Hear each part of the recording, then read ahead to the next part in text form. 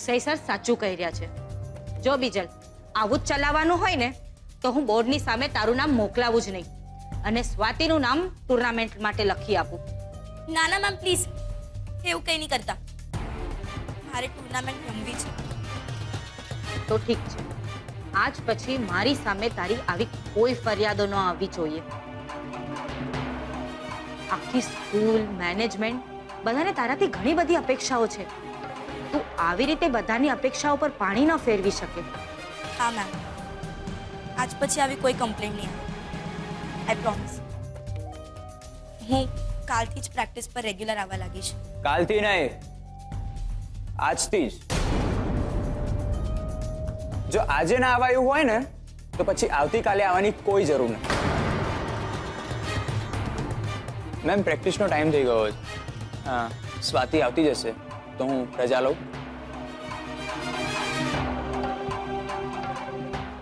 જોયું બીજલ, અક્ષય સરને તારી કેટલી ચિંતા છે. આવા સર કોને મળે? ને તને યાદ છે ને, તારે સ્વાતિની સામે મેચ જીતવાની છે તો જ તું ટુર્નામેન્ટમાં પાર્ટ લઈ શકીશ. એટલે ફૂલ જોશ સાથે. ઓકે? યસ મેમ, ને મને વિશ્વાસ છે કે નામ તો બીજલ ભટ્ટનું જ આગળ આવશે. All the best. Thank you ma'am.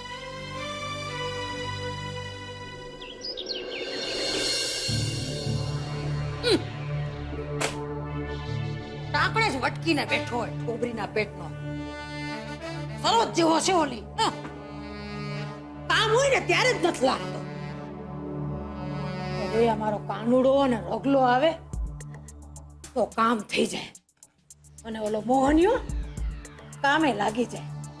બા, તમે અહીંયા જ બેઠા છો, ચાય નથી પીધી, ઠરીને ઠીકરું થઈ ગઈ.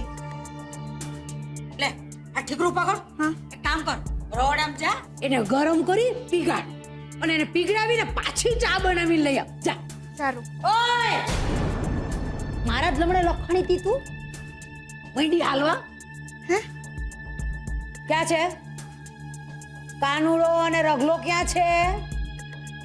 અરે પૈસા બી આવે તો મારે હંધાઈને ફોન ઉપર કિંજલડીની મોજ મસ્તીની વાતું કરવી છે બાપા. અરે પેટમાં પડી પડી વાતું જ થાય છે. વાયુ ન થાય તો સારું પૈસા. ઓ બા, મારા કઈક એવા જાલ છે પણ વાયુને લીધે નહીં, આ ધક્કા મૂકીને લીધે ઓહો આખા હાથ પગ દુખી ગયા છે બા. ક્યાં કોણે આ ધક્કા મૂકીને હુલ્લડ કર્યા ભાઈ? કોઈએ નહીં. આ તમારા કાનુડાએ કહ્યું તું ને જઈને છાપા લઈ આવજો પપ્પા. તો છાપા લેવા ગયો તો ને તો ત્યાં તો આમ મારા મારીને પડા પડી થતી હતી, બોલો છાપા લેવા માટે.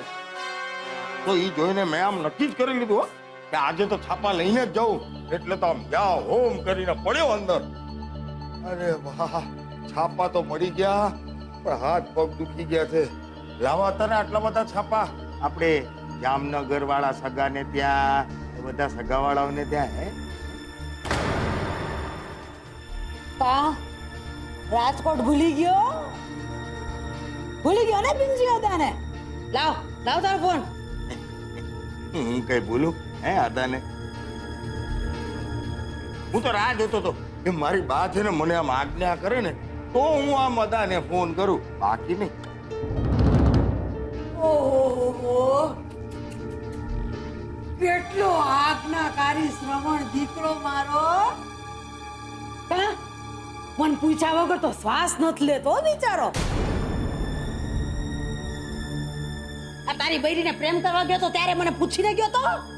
એ બા, આ જૂની વાતો કરીને આમ ડરાવો નહીં મને. ના એટલે એવું છે ને બા કે આ ગયે વખતે અદા આવેલા ત્યારે છોકરીના ભણતરની વાત લઈને એમના પક્ષે નહોતા બેસી ગયા. હે એટલે મને થયું કે આ વખત અદા નથી જણાવું. અરે હોય કાંઈ રોગલા, એમ કેવી રીતે જવા દેવાય?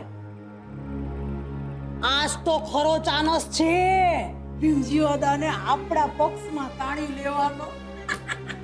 આપણે એના મગજમાં એવું ભરાવી દેવાનું ને કે જુઓ દા, જો છોડીને જાતને ભણાવો છો ને તો જુઓ કેવા પરાક્રમ પરથી ફરે છે